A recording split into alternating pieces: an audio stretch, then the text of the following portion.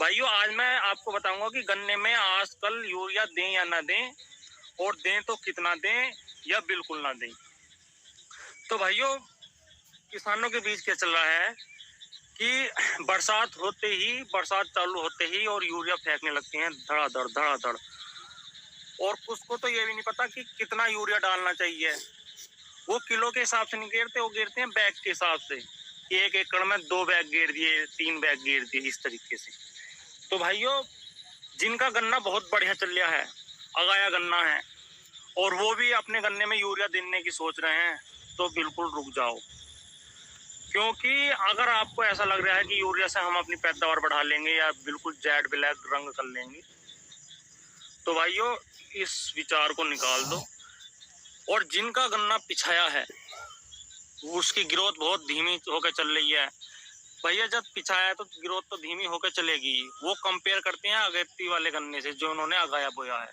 अगर उससे कंपेयर करोगे तो भाइयों कितनी ही लागत दे लो उसकी बराबर नहीं हो सकता।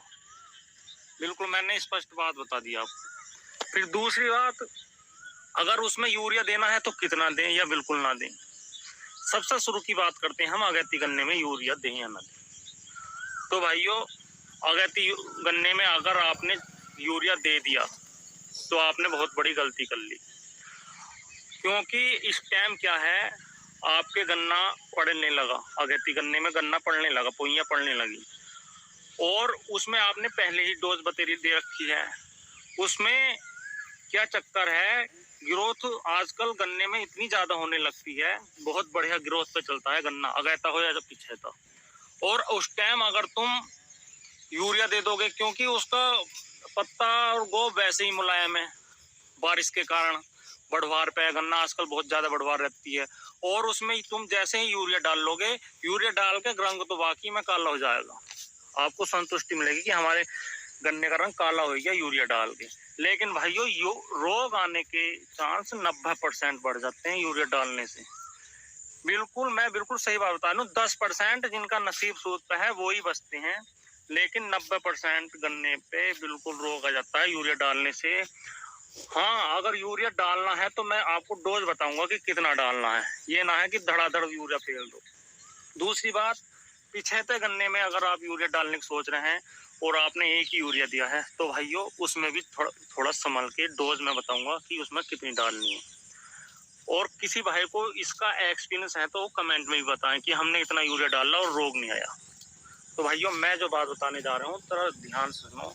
अगर आपका अगैती गन्ना है, अगर उसमें यूरिया डालने की सोच रहे हैं तो बिल्कुल ना डालें। मैं तो बिल्कुल मना कर रहा हूँ कि बिल्कुल ना डालें। भैया आपकी आगे आपकी मर्जी है, क्योंकि किसान अपनी मर्जी से चलते हैं ज्यादातर। हाँ एक चीज मैं बता सकता हूँ, अगर आपके पास ज्यादा पैसा हो रहा है, तो आप भैया उसमें यूरिया में एक कीटनाशक जरूर मिलाएं और एक फंगीसाइड, अगर आपको यूरिया से रोग रोकने हैं तो। अगर यूरिया लगाना है खासकर 38 गन्ने में, तो बिल्कुल भी यूरिया पहली बात तो लगाएं ना, अन्य कीटनाशक और फंगीसाइड जरूर लगाएं। क्योंकि यूरिया लगाने से खर्चा तो बढ़ेगा, पक्की बात है।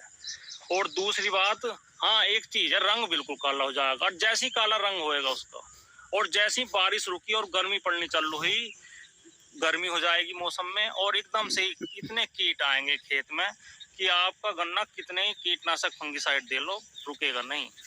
तो बोरा रोया पोक होया आना पक्का है। अगर आप हाँ उसमें कीटनाशक या फंगीसाइड मिला देंगे और जब उसमें यूरिया लगाएंगे तो चांस है रुकने के, पर पक्के से नहीं है कि रुक जाएगा। फिर उसकी मात्रा कितनी लेनी है यूरिया की। भाइयों यूरिया की मात्रा अगर आप अगाए गन्ने में लेना चाह रहे हैं तो 5 किलो बीघे से बिल्कुल भी ज्यादा ना लें। अगर 5 किलो बीघे लेनी है, पहली बात तो बिल्कुल ही ना डालने। अगर डालना भी है तो 5 किलो में मैं तो ये कहूंगा कि 3-4 किलो बीघे का ही डाल लो।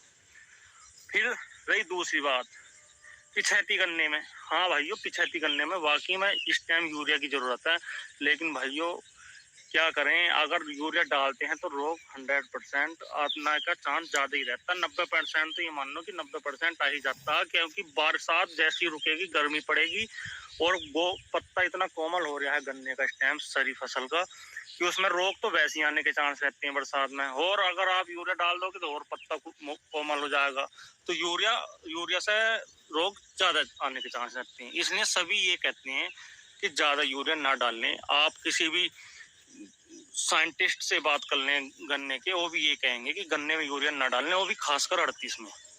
फिर भाइयों अगर आप मजबूरी है, पत्ता पीला होकर चल रहा है, बढ़वार पे नहीं है पिछाता गन्ना, तो भाइयों उसमें 5 किलो बीघे का यूरिया लें और उसमें एक कीटनाशक जरूर मिला भाइयों। भले से ही चाहे थोड़ा सा हल्का कीटनाशक, जैसे कि डिजेंट अल्ट्रा आ रही है भाइयों, उसमें डिजेंट होती है 0.6%, वो आपको लेनी है भाइयों 1 से 1.5 किलो प्रति बीघे के हिसाब से।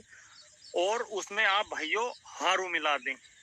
डिजेंट तो होगी कीटनाशक और हारू हो गया भाइयों फंगीसाइड, वो ले लें भाइयों 1 किलो प्रति एकड़ के हिसाब से। और अल्ट्रा जो लेनी है, रिजेंट अल्ट्रा, वो लेनी है भाइयों आपको 7 से 8 किलो प्रति एकड़।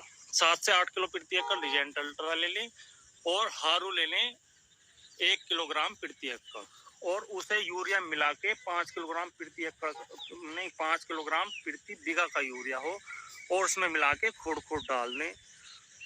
और उसका रिजल्ट आएगा तो शानदार, लेकिन फिर भी भाइयों रोग लगने के चांस फिर भी रहते हैं। आप अगर इससे महंगी दवाई भी दे देंगे ना, तो भी रोग आने के चांस ज्यादा रहते हैं। आगे भैया वो नसीब की बात रहेगी कि क्या होगा, लेकिन इससे यह है कि रोग कम ही आएगा अगर आपने ये कीटनाशक और फंगिसाइड मिला दिए।